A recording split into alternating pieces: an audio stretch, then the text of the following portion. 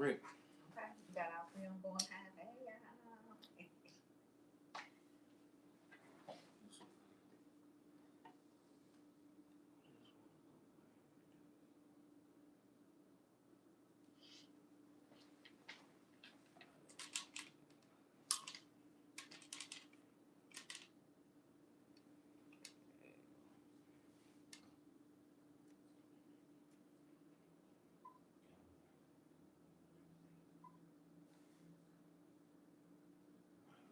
Wrong. YouTube already got. YouTube already on. YouTube already on. That's YouTube right there. He already. What's up, YouTube? Instagram.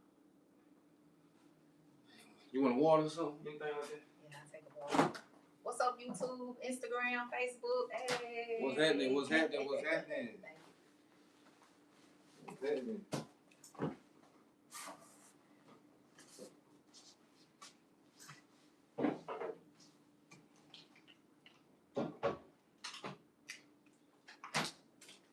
Share whatever you got. Yep. You good?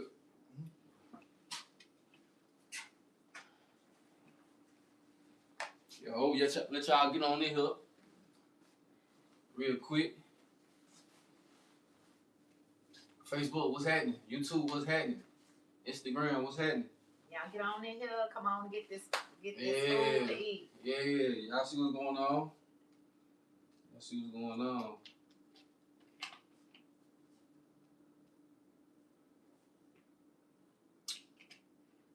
You know, I be having artists and stuff, and I be playing the song. Yeah. I let them go and juice up. You know what I'm saying? Sunday morning, you know what I'm saying? We finna give y'all a good combo, real quick. You know what I'm saying? How was y'all? What's this past weekend? Maury? It was relaxing for me. We ain't do much. Chilled at the house, making memories with family. Alright, we ready, man. We finna go home and get on here.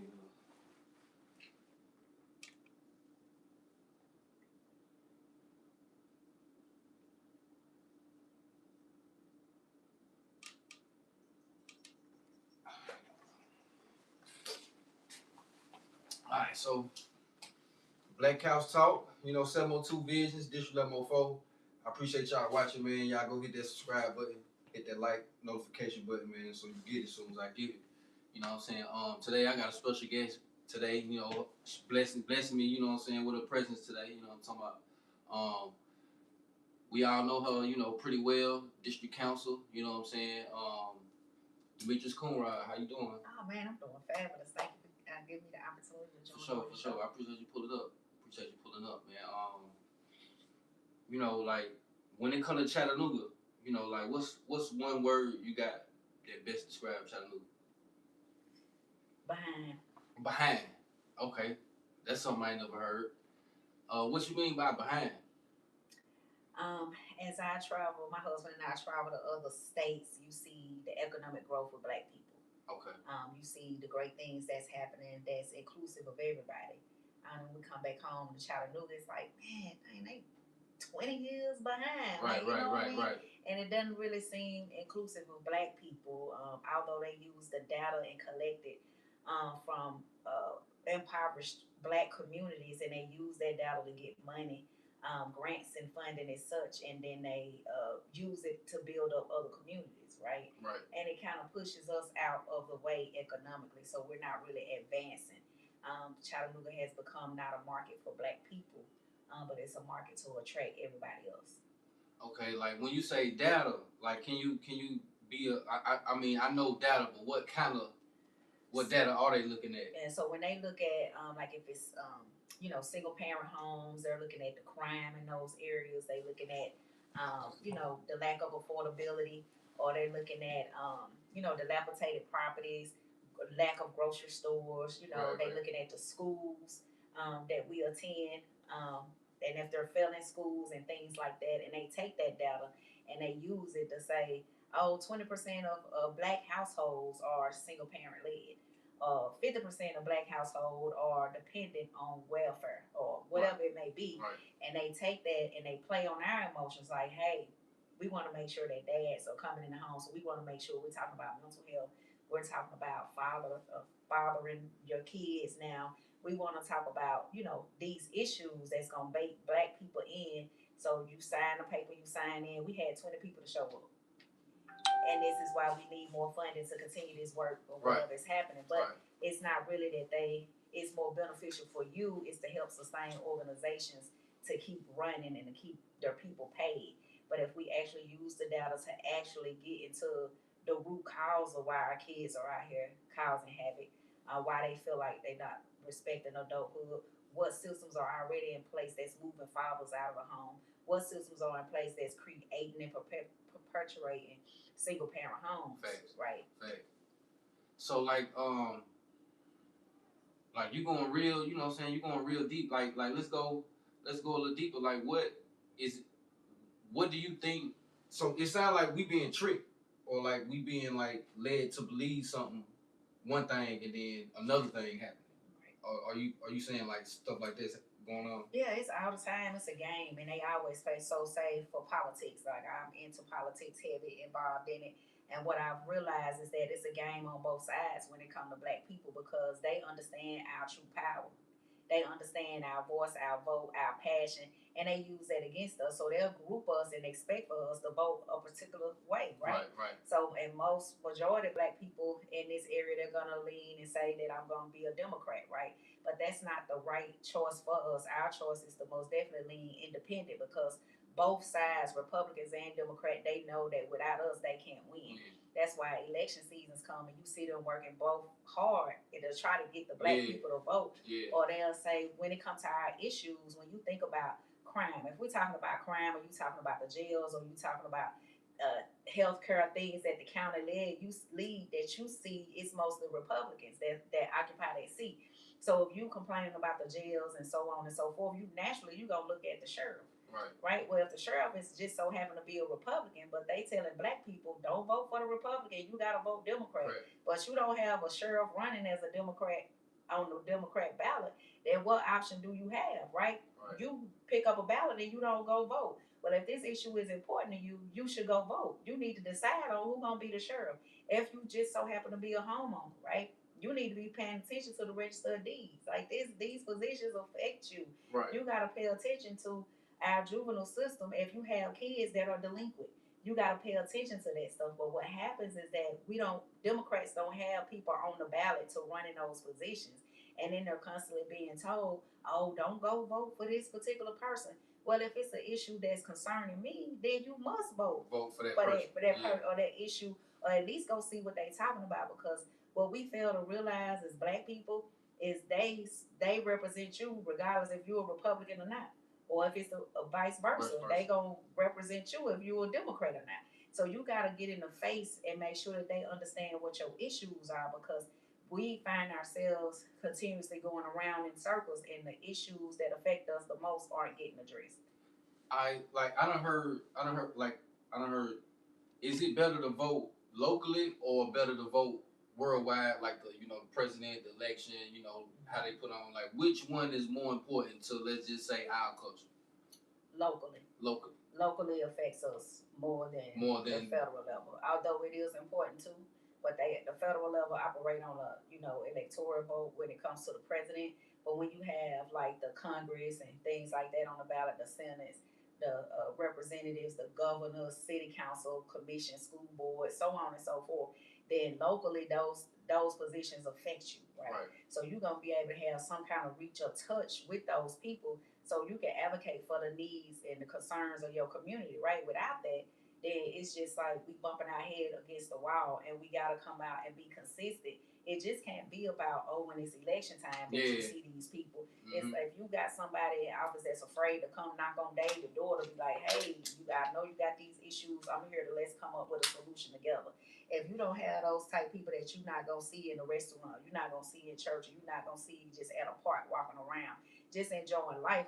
Because they're regular people too. If they gonna hide away from the responsibility, then we most definitely don't need those people, right?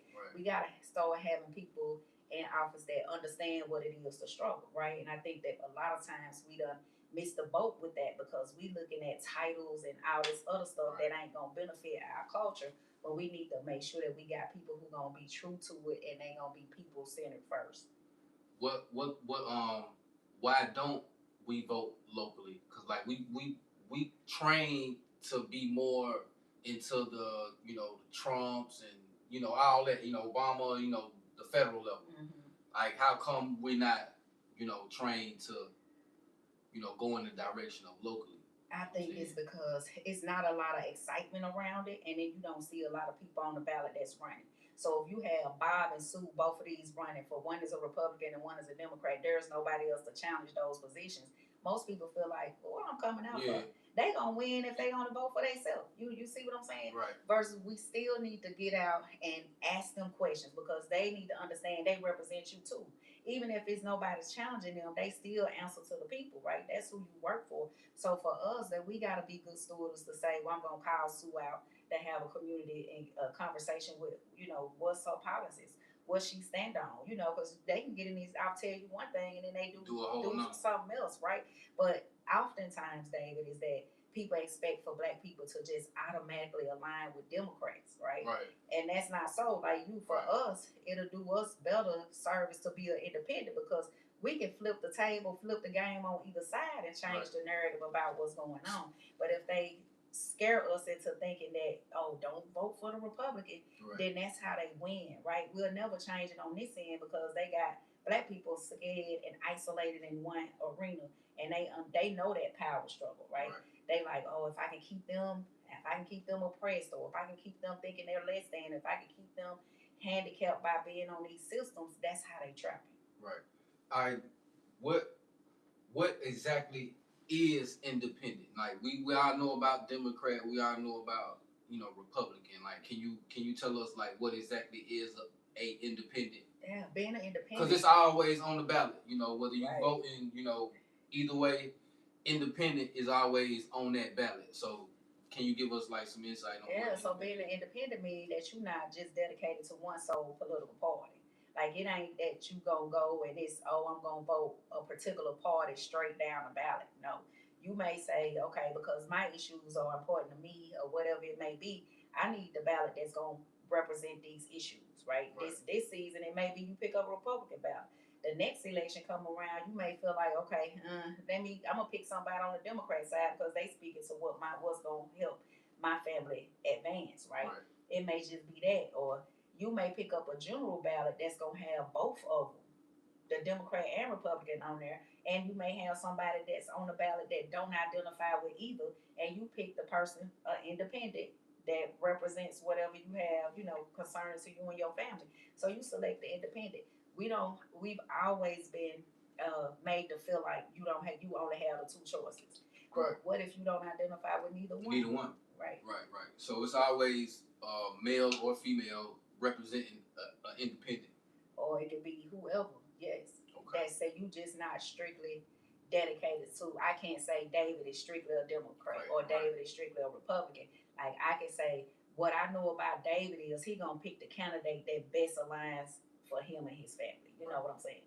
So that's how you get around it. So if Black people thought in that independent way, I'm not just gonna go all 20,000 Black people that live in Chattanooga, Hamilton County, and vote for a Democrat. I'm gonna vote for the person that's gonna be the best, that's gonna represent me and my community. Facts. All right, so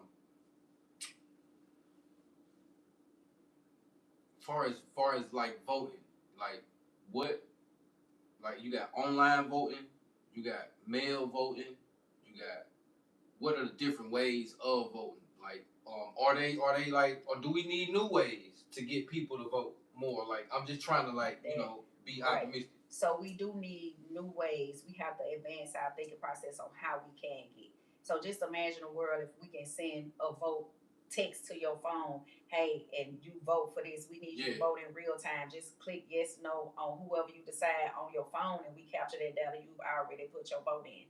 Versus I have to go and I gotta go get my ID. I gotta stand in line. I gotta do all that kind of stuff when we need to be at the tip of your hand, the touch of your hand, because sometimes you may get off late that day. You may not have transportation that day, or it could be, you could get sick. It could be anything. So now how they got it in, like you can mail in your ballot, an absentee ballot, say if you went away at school, the military, you sick, that kind of thing. If you just so happen to be incarcerated or at the hospital, like they are supposed to come out if you are a registered voter. You've not gotten any jail time, prison time that's sanctioned to take your rights away, then you have that option still to vote. And a lot of people don't know that, right? They just miss out on it because people not educating them or explaining that to them. They just automatically assume, well, I went to jail, that means I can't vote, and that's just not true, right? All right. Normally that's what people generally think. Like, what options do felons have, or people that's gone to jail, in jail, like, do they got any options if they want to vote? Yeah, they can. So if you haven't received your, if you waiting to get sentenced, or if you have been sentenced, as long as you have your voting rights and they didn't take it, like that wasn't a part of your sentence, then you can vote. Now, if you were a convicted felon and dependent on the charge or the crime, then it may or may not take your rights away, right? Everybody's rights don't get stripped. It has to be in the executive order to say you've been sentenced to 6 months, and a part of that 6 months you losing your voting rights, you losing your losing your constitutional rights or whatever. But it's always hope even with that, because once you finish your time, you finish your probation, then you just submit the paperwork to get your voting rights back, go the next step to get your your constitutional rights back, and so on and so forth. All right. In our culture, in our community, I know it's a list. You know what I'm saying? Like, what would you say at the top of that list, as far as our culture, the melanated culture? You know what I'm saying? Like, is it crime? Is it education? Is it let's see, just behavior? Environment. Like, what in our culture needs the most attention? Economics. So being in poverty, or like, making money, businesses, stuff like that. Yeah, and also, like, when you think about economics from an environment perspective, like, we don't own anything. Like, we gotta, even though you see the latest conversation around city council when they rolled out previously about the home ownership program that they have, they're gonna give you X amount of dollars to buy a house within the Chattanooga city limits. Then they come out and say, okay, now we're gonna have to move this fund to a nonprofit or somebody else to govern this. Now you can buy the house, but you're not gonna own the land. Right. How does that make sense? That don't even make sense. Yeah. Now, as a black person, we need to own the land too. Not just the house. We want to own the land. So why do we only have to have one or the other? Why we just can't have both? Everybody else have both. Imagine what you would do with the land that you have. So people buying houses, but they don't own the land that the house owns? If they go through that program. Oh, if they go through that program. Oh, okay. Parcel or whatever, So which is a trap in itself. So you gotta read it. You gotta get educated about what exactly are the terms, what are they talking about, why is all of a sudden this stuff got to be sourced to somebody else for you to go through the program, right? When you could just naturally go through THD, to get the stuff that you need automatically. And without going through the city of Chattanooga with a program that they're saying they're partnering with them, but you could go through them and bypass all this that you have. So economically, we got to be able to compete as people.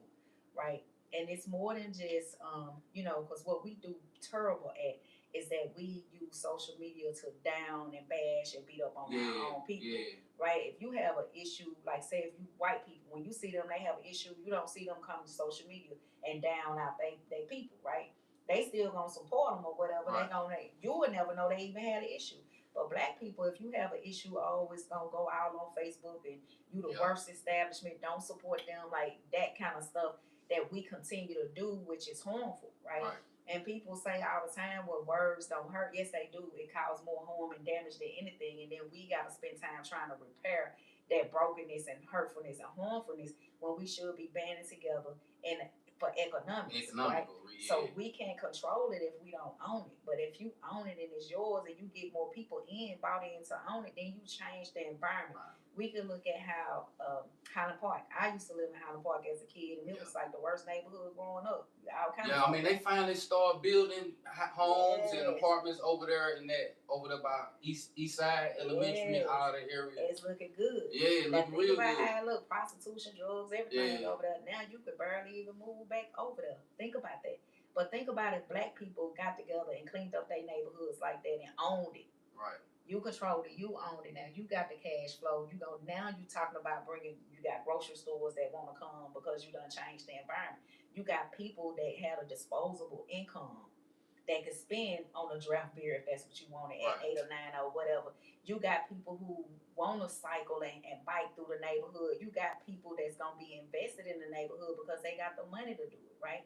So what we do well is that we wear poverty on our sleeves. So we'll go and we'll buy the ladies whatever from head to toe. You will have on $1,500 just from your head to the toe. But then the next day, our culture will be good at sitting in the office saying, I need help with something, right? But you're not looking at, well, if you probably made better choices or the different things, you can still look nice. But you got to take care of your priorities first, and then we don't do good with that. All right, so far as economics, man, it's a lot of things going to that. First of all, you gotta, it's hard to get a decent paying job if, certain circumstances, in place, like you could have went to jail, got a felony, now you disqualified, or, stuff like that. Is what can fix it? I know going to the government, getting a loan or like getting a business loan, that can get you started. But I think we need group economics.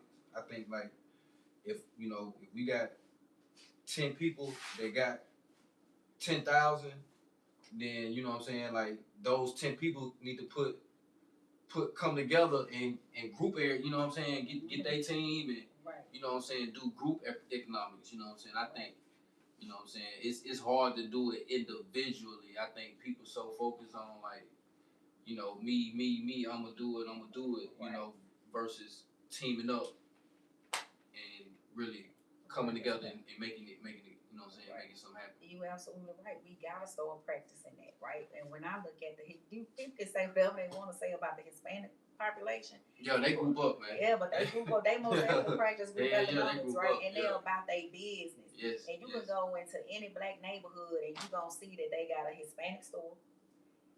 You gonna see they got businesses. You gonna see that they thriving, and they can have the same business right next to each other. Guess what? They still support. They don't say, "Oh well, Felicia got the same business I got. She moved right across the street and she did that on." They don't tell them about that. They like, come over here and get this avocado, and you come over here and get the beans and rice over here, and you come over here to get something else over here. That's how they do. They don't care nothing about that. It's like we got a product to offer, and we want you to come. So now we see more black people going to their stores, shopping in their stores, and because I'll go get a bag of beans and some rice in a minute. Yeah, and they cheaper. Right, fresh eggs, all this. So it's like, what's stopping black people to say that we could do these same things, right? Our mindset got to change. We so dependent on government to say, I need you to do this for me, I need you to do this for me. And it's like, no, at what point do we say, I'm finna get my group of friends. Right. We ain't got to have no big scale grocery store, but I'm just going to get a little spot that's going to have the food that we like. And that's what Mexicans do great at. They'll find anywhere. Fix that thing up. It could be an old garage, and they'll fix that thing up and have it looking like, wow. And you go in there, you do your thing, go on about your business. They gonna take your money while they don't know how to speak English and smile while doing it. You know what I mean? And we gotta have that same mindset. What product can we produce as black people other than a negative culture? Right? It can't just be about, I'm gonna sell drugs to my people. No, what else can you give your people that's gonna be a value add to help us advance and grow together? All right. Do you think education is better? Going to school is better than going to get a trade? I think now, for what's needed right now, is trades.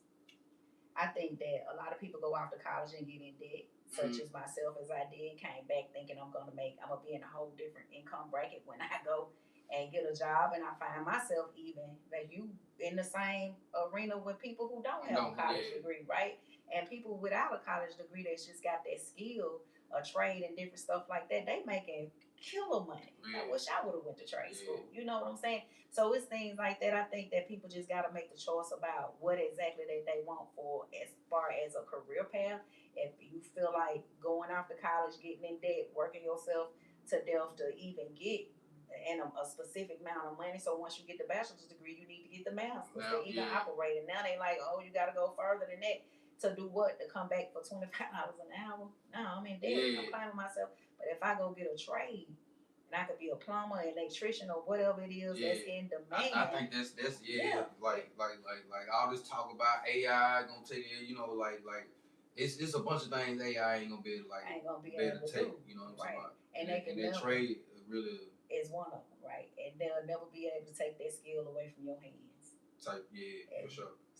So like I heard you say like we behind, but like everywhere I go, I see them building houses, condos, commercial. You know what I'm saying? Like everywhere you go, it don't matter.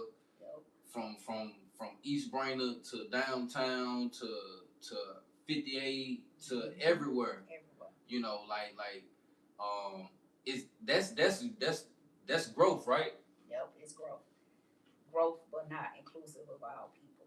So if you building what you see and that's happening, like they building all this stuff, and you got a lot of them that's really empty because people can't afford to live on. Yeah. So then what they do happen, it starts out as a nice little place, and everybody like, man, I want to live over there, but I can't afford $2,500.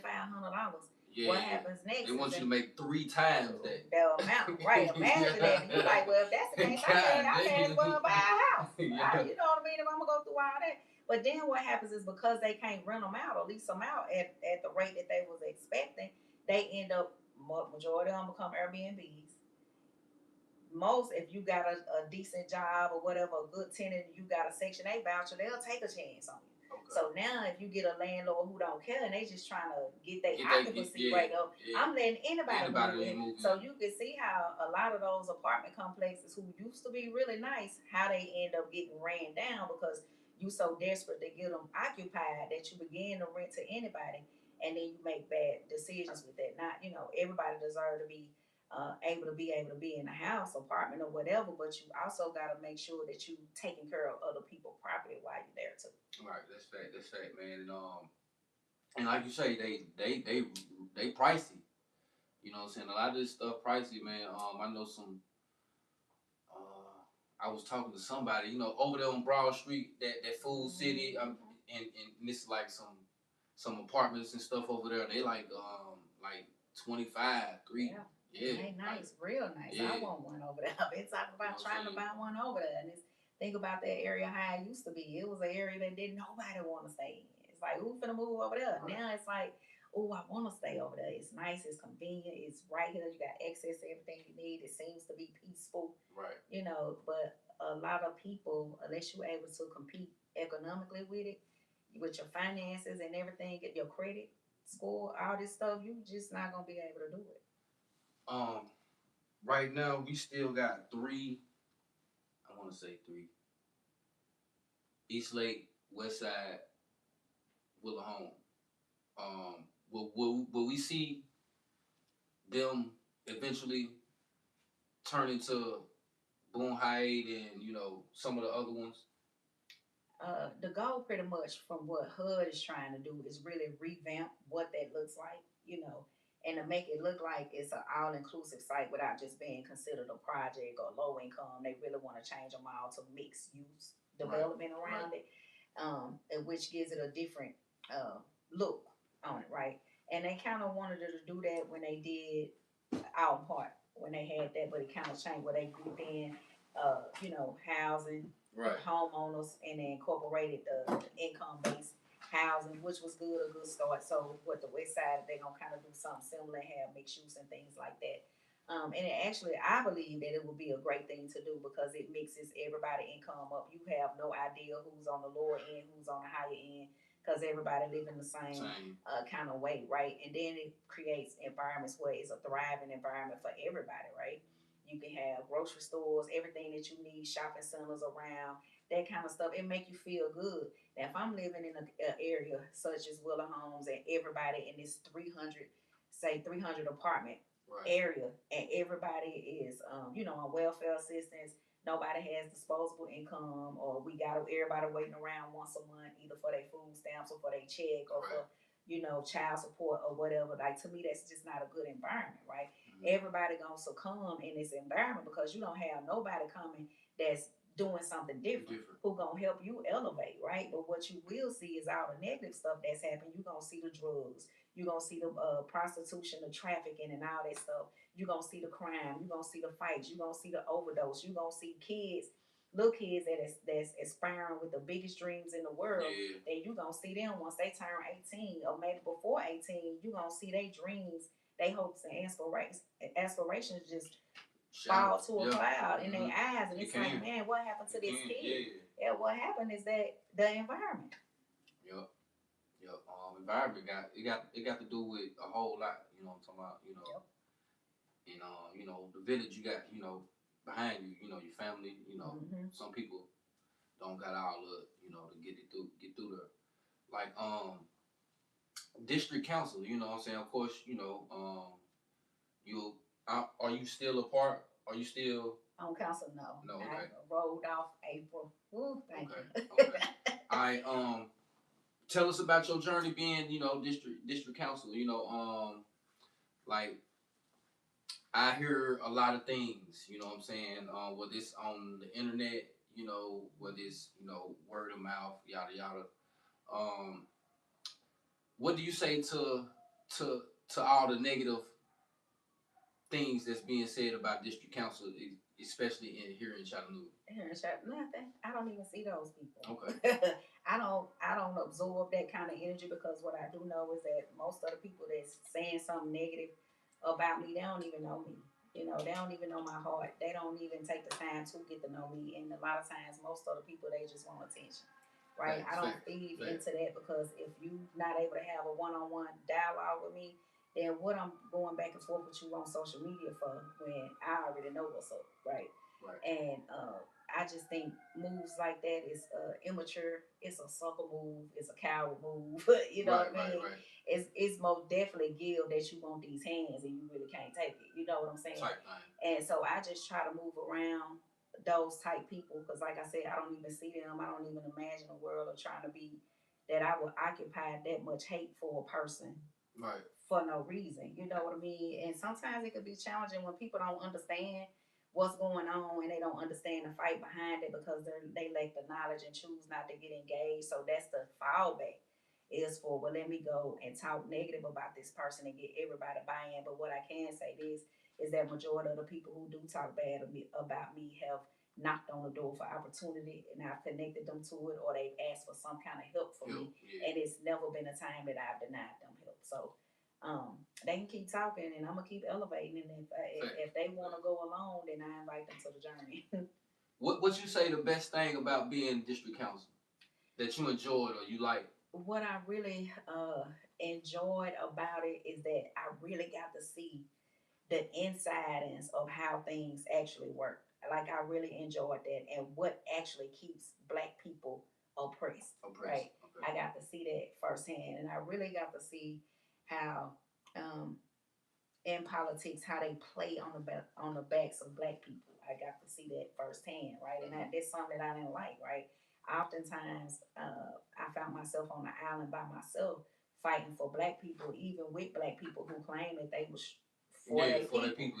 And that was the most discouraging thing to see. And when I see people campaigning on, and they use the fact that, oh, well, we want to help y'all community, we want to do this and we want to do that, and then I see that in real time, had an issue with that. And what I also realized is that and a lot of stuff that we want as people, we want it to happen right now, real time, at least in the next 30 days or so. Yeah. But that's not how government works. Things take right? time. It take a long time. Like, you may see something that we voted on in 2017, it's just now getting done. like the Walnut Street Bridge. Right. We voted on Walnut that Street a long Bridge, time ago, Walnut so Street now the Bridge. renovation of it is just now happening. You see what I'm saying? We talked about that in 2017. Right there by Hawthorne. That's right The downtown. train. Oh, the downtown. Downtown. Okay. Oh, Yeah, Walnut so Street that Bridge. bridge, Okay, yeah. so, and not just that, it's so many other projects that we done talked about. I brought up about the house, the Become Home Ownership program. We talked about that in 2020, and it's just now getting done. So it's so many other things that we talked about and put into place that we still kind of surfacing back, or it's just now getting done. You would think, dang, we just Do it have to take that long? Most times, Most times. it'll take that long, and then just for stuff to get started. But in the minds of the community, by the time you roll it out, you like, oh man, they done came up with something. Yeah. It's like, nah, this done took 5-6 years to even get to this place to get it approved. Then you gotta wait on to see if you got 5 council people to really think about, hey, is this a great idea? Sometimes you may have people say no, they're against it, and that's perfectly fine. But you gotta understand why they saying no to it. Okay, so in order for a council person to push something through, they need the vote of the other council. You will get the vote on it, so you will have a proposal. You need somebody to sponsor it with you, so it'll be 2 people, you and another person. And then once they get on the agenda, you have to have 5 people out of the 9 council people to vote for it. Okay. Oh wow. Does that get in the way of things getting, pushed through or not pushed Absolutely, it does, because you may have the administration, the mayor's office, or somebody, they may not even be on board for it, right? So what they do, they'll send their little minions to the council people and be like, hey, don't support that because X, Y, Z. Right. Or it could be something opposite that they're supporting, but you're not supporting, and they'll send their little minion, hey, I need you to make sure you support this, go for this, go. You could be dead set against it. Right. And what they do is they'll tell you, well, Councilman David, you're not going to get this road paved. And you know that road important because all your constituents been saying, we need this road, we need this road. Well, you like, well, man, do I go along with it just to get this road paved? Or do I be like, nah, we not doing it and we just ain't getting this road paved, but I'm not going to sell my people out just to get this road paved. But how do you communicate that to your constituents that may look at it and be like, man, David can't get nothing done. Well, it's either he gonna get it done and sell you out, you can get that road paved, but in 5 years, you're not gonna even be able to live on this street. Or do you want us to wait it out until it's something else worth us fighting for? Right. That's gonna be more a value add.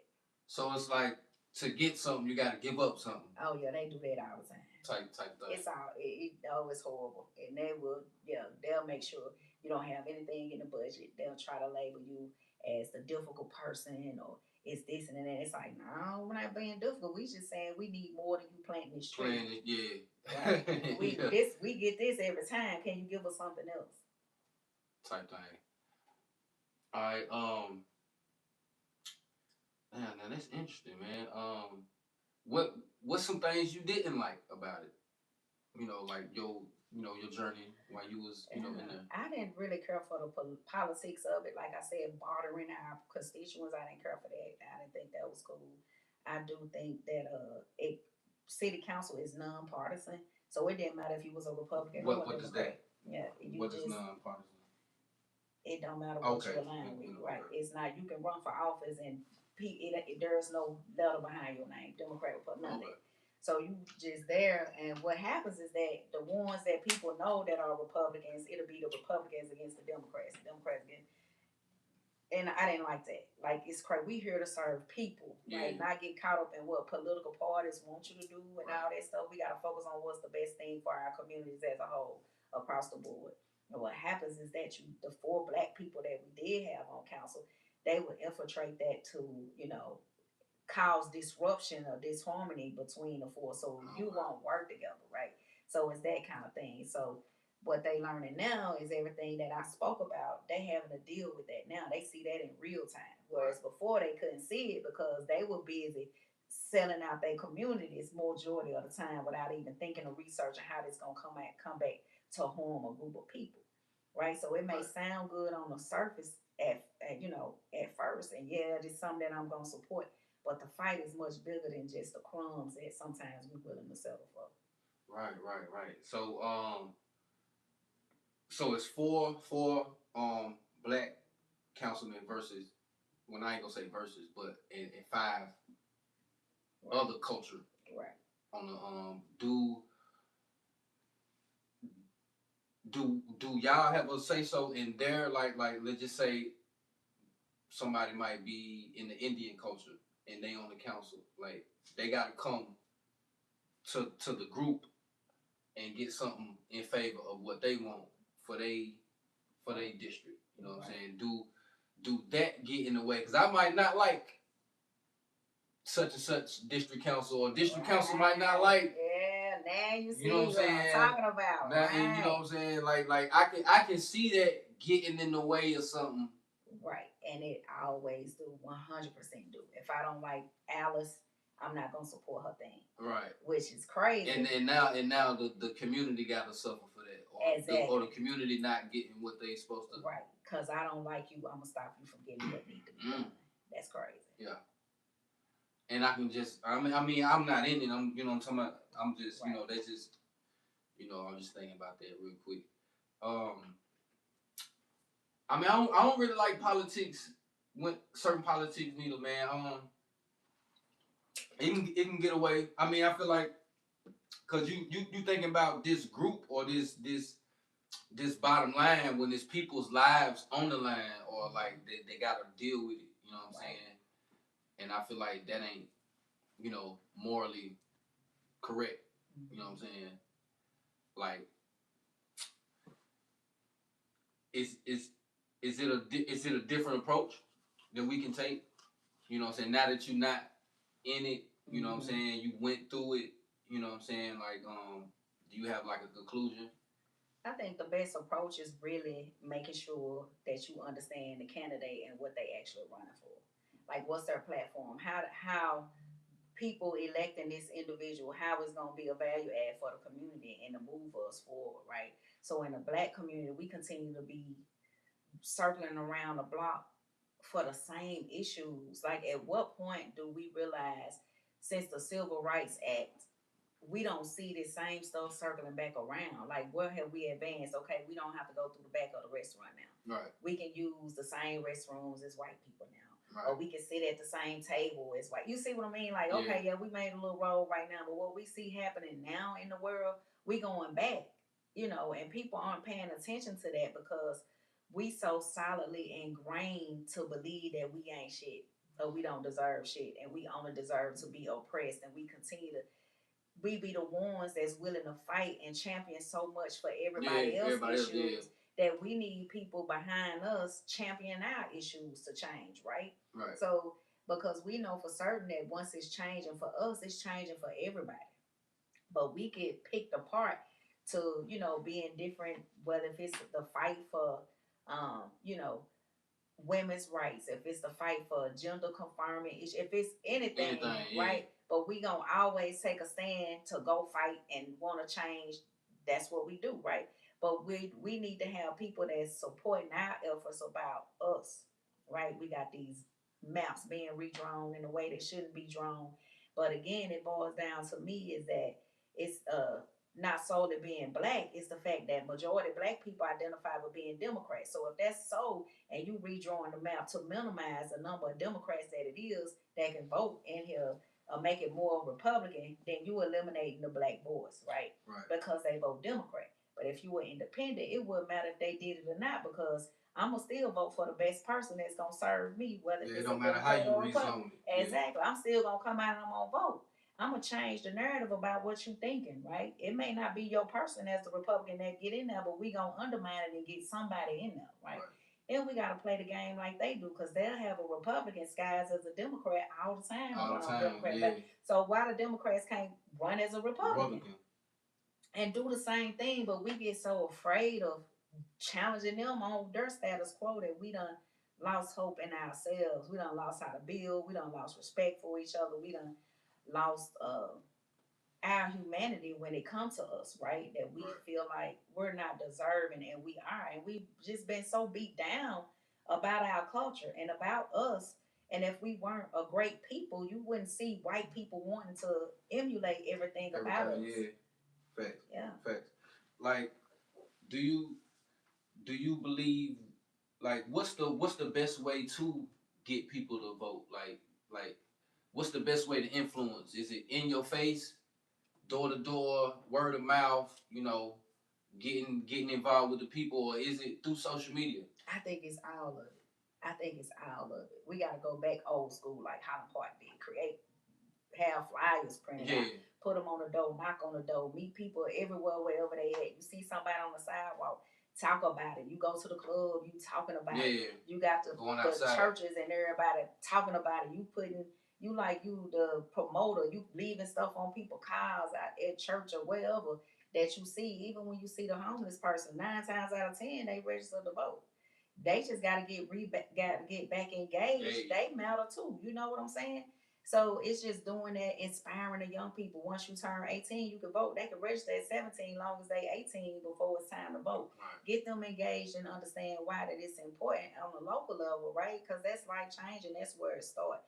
And it's more than just going to vote that one time. Like, you got to be consistent and come out every single time. Not just that, you got to host candidate forums and get people to come, right? It just can't have them going to the church, right? Because then you missing a whole group of people who don't go to church. But what if I can go? A lot of people don't. A lot of people don't. But if I can hear you on social media, I'm connected to you. If I can go and have a candidate forum at a club, like, I need you to come and talk to these people about what's the importance of you representing us or them getting out and vote. Like, you got to meet people in other spaces that you traditionally don't want to go to in this time. You even got to pull up at the liquor store. So voting, like, we have to. Is that one thing our culture needs to do to, like, change what's going on? Yeah, we most definitely got to get active in voting, not just locally. I'm talking about voting locally. Yes, we got to get everybody voting locally. We got to get outside those silos. We got to bridge this generation gap, right? We got to know. That it don't always have to be somebody that's 70 and 80. We don't have to run our elders in the ground for representation. You have all kind of people and ages that can represent our people, right? Times are changing, and we got to have representatives in place that's going with the time that's meeting the need, that's meeting the time, right? We can't just keep recycling our old people.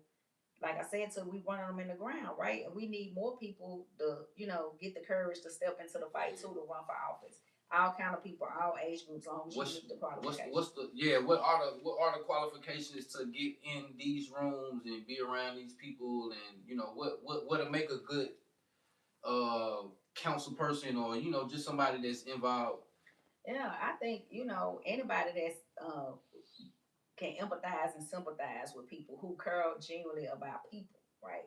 If you don't care about people, then you just ain't gonna be a good representative, right? If you done lost touch with the struggle of what it means to be impoverished, then you probably, that person wouldn't be it, right? We need somebody who's going to get up here and fight to change these policies, because your role, you're elected to represent the people, and you're also there to legislate, to create legislation that's going to help improve the people's lives. So from a council perspective, from a county perspective, up to the state house, and so on and so forth, right? You're going to have the ability to do that. And it's some things, laws that's in place in Tennessee that's just kept Black people and poor white people, out of the loop. Right. Does race matter when it comes to politics, or like getting decisions being made? Is it a class thing? It's both. It's both. It's both. Cause I don't heard, like, it ain't, it's basically a class thing more than a racist. Thing. People say that. They say that. They say that. They say that. But then when you look at it, like, even if you can ride through everywhere, if you just decide to ride through Chattanooga, through Hamilton County, you gonna see, based on class, who's here and who's here. Yeah. Then you're gonna look at race and you're gonna be like, okay, well, that makes sense, right? So you can pretty much tell by zip codes which areas are predominantly majority Black. Right. You can go to those areas and you can see what part of it is lower income versus not, right? Then you can go out into the county, the rural areas, and you will see the rural poverty with white people. You can tell which one of them is lower class, impoverished, stricken, may not have no health insurance, no teeth in their mouth. Right. You can tell the areas where they stay at versus upper class, and it's on both ends. It's on both ends. Okay. Yeah. But it's what I've seen is they got it worse, but they don't understand. They don't realize that they got it worse. white poor Okay, people. okay. They got it worse. Black people, we gonna make a way. Black Right, people, right. we gonna put our families in it. White people, once they disown their people, it is what it is. You see the results of what's going on, right? They don't. They still champion for Trump, and they ain't got no teeth in their mouth. They walking around here and ain't even washed their feet in a while. Yeah. But you still saying make America great and let's elect Trump again. It's like that don't make sense because what is he doing for you? Look at you, but they content with that, right? So that's deep. That's deep. You know, like raised, you know what I'm saying, you know, in the city. Like, you know, and I see a lot of like we got the it's a soccer team over here in East Ridge. You know, they building a stadium. You know, all that. Lookouts just got a new stadium or something like that, right? They talking about building some big media space with a county jail and stuff like that. I just read that Chattanooga's about to do some sort of like festival event space downtown Riverfront, you know, like 300 million or something. Right. You know, are we turning into like more is that like tourist entertainment, you know, like are we the hub or are we the new site for, you know, these people coming in developing stuff like that? Right. But it's the new hub. Like for entertainment, they trying to create stuff because movies and different stuff get done here all the time. We just don't hear about it, right? Then you have more entertainers, a lot of people that's done decided to move here, people that's done been in movies and different stuff. So now Chattanooga is being, the light is on Chattanooga as a great place to go because people love the mountains. Yeah. It's affordable. If I live in California and I'm looking at the price of Chattanooga, I'm like, man, I can really go afford. So let's move to Tennessee. And then they open their business, they begin to thrive, and they say, you know, they come for money. We need the things that we like, what we had in California. We need an amphitheater. We need to have outside concerts. We need to have boating and all kind of stuff out for people that's going to attract people to come. So for tourism and then for people who can afford to do. So now we got all these boutique hotels that's really cool to go to that you would normally see in Charlotte and Atlanta and DC and different places like that. That's popping up, and which has been great. You know, I love going to them, but I also like going to the hole in the wild stuff too. But it's got to be economically sound for everybody, even the people who reside in this city. Facts.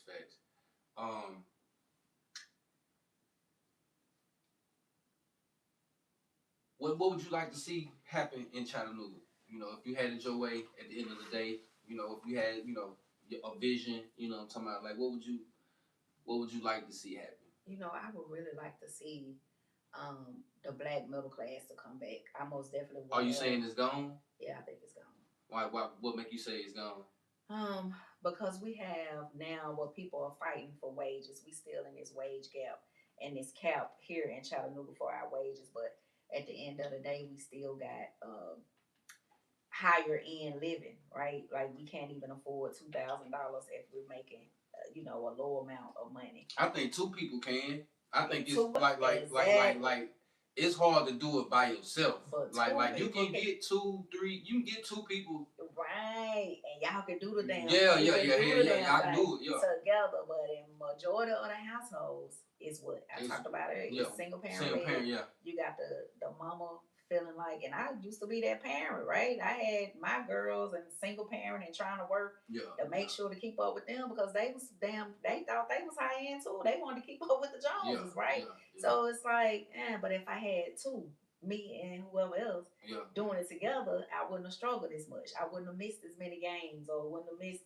as many practices or you know, that kind of stuff. But I had to in order to take care of them. But if we could get away from that and really value what 2 people homes looks like now for us, how it'll be a value add to help us as families. Facts.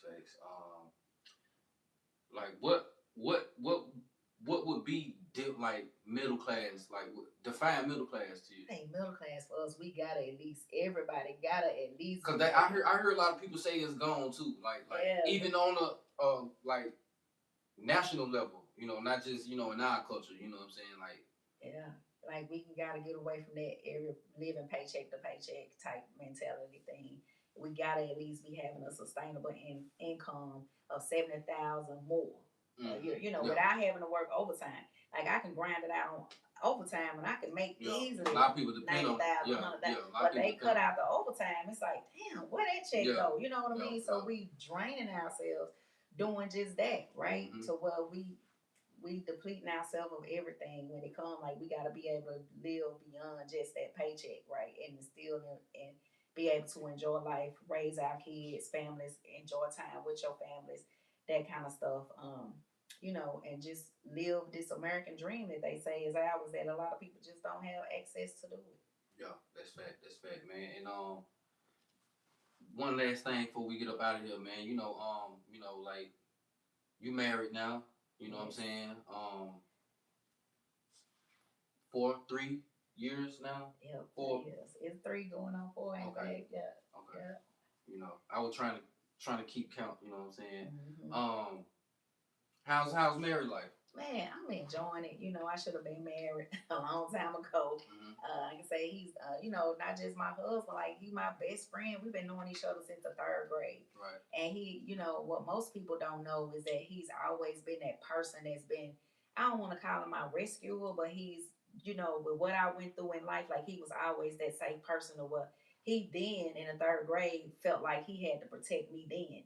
So he was always looking out for me. Like I gotta make sure that she got her snacks at school today. So he would bring his stuff to school. Or I didn't have jams, like those was the shorts back then. Yeah. Everybody was wearing them on the school picnic or the school trip. Well, he got his mama to sew me a pair too, so I can have me some to keep up. Like he was already doing that kind of stuff. He was a provider in the 3rd grade, and we didn't know what that was. You know what I mean? Right. I'm just kids, like, yeah, we kids. I'm like, that's my friend. You know what I mean? So it was that kind of stuff. He was one of the smart guys in our class. Like if I didn't know or was struggling with understanding, I can call him in the 3rd grade and be like, man, I need help with my homework. I want to make sure. So, and he stayed on me then to make sure that I was able to compete in school. So just as kids growing up, and this elementary, middle school, high school, like on, like we done. So it just circled back around, and we was able to reconnect again. And it's just been the most beautiful thing. That like I love it. I love him, and I love our life that we building. That's what's up, man. I love love, man. You know, maybe one day I get lucky. You know, what I'm talking you will. It's gonna come back around. Whatever. But I inspire that. You know what I'm saying? You know, we know what kind of world we live in 2026. You know, everybody ain't. A lot of people not getting married. So you know, I don't know if that's a good thing, bad thing, whatever, you know, but I do believe in, like, you know, man, woman should get together, you know, like come together instead of being separate, you know what I'm talking about? Right. For sure. It most definitely gotta be like that to get on, I say, whatever your household need to be, you know what I mean? Like, whatever, because, you know, I'm not the type politician that want to govern how people love, you know what I mean? Right. But I do believe that honestly doing it together, that it takes a load off of everybody, right? Yeah, for sure. And then as far as Black people, we most definitely gotta have our mindset in the mind of economics, right? And what's in the best interest of our families, right? We can no longer, and I stress that, put that in heavy quotations. Heavy quotations, yeah. We can't be loyal to a political party, not in this day and time, right? We gotta think about us as a whole, and what's happening now, what's beneficial to us, the things that's happening in our communities,